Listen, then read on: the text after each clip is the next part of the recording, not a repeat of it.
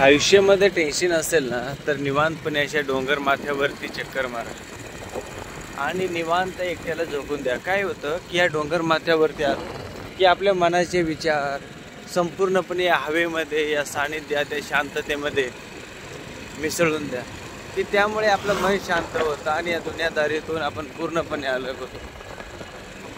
या वळणावळणाच्या रस्त्याप्रमाणेच आपलं आयुष्य आहे. सुख, दुःख, आनंद आणि म्हणजे प्रत्येक गोष्टीमध्ये आपण भरून निघतो. या तुम्ही एकदाच अशा शांत आणि ज्या ठिकाणी कोणी नाही अशा ठिकाणी निवांत क्षणी तुम्ही या आपला वेळ घालवा. म्हणजे किती आनंदाचं की कोणीच नाही, पूर्ण शांतता. सूर्य बघा, सूर्यनारायण किती छान आपल्यासाठी दृष्टी देतात.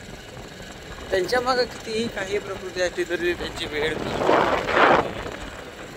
या वळणावळणाच्या आयुष्यामध्ये आपल्याला अनेक संकटे येतात. द्या सोडून, आनंदाने जगा. प्रत्येकाला या आयुष्यातून एकदा तरी जायचंच आहे.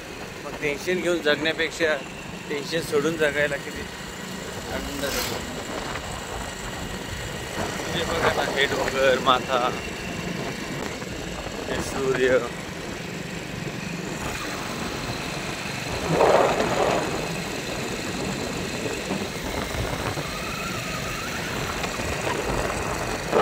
निसर्गरम्य ठिकाण आहे की नाही, मनाला भावणार. आयुष्यामध्ये फक्त आनंद घ्यायला शिकला पाहिजे.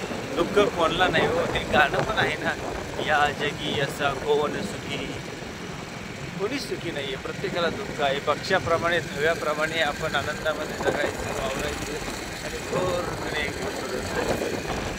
व आपल्याला उडून जायचंच आहे.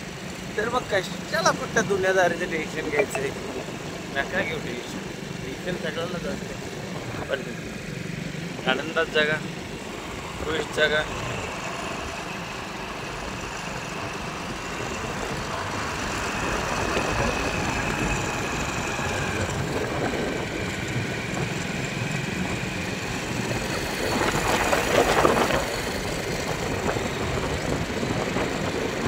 आता पूर्णपणे डोंगर मोकळा आहे, निवांत आहे.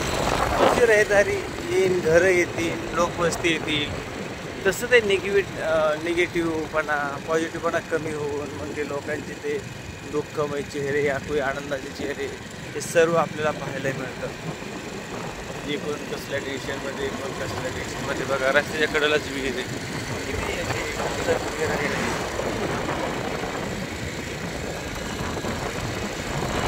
सूर्य नारळाच्या झाडाच्या पलीकडे घेतलं. चला मित्रांनो, आता लोकवस्ती आली, आपण पण भेटू.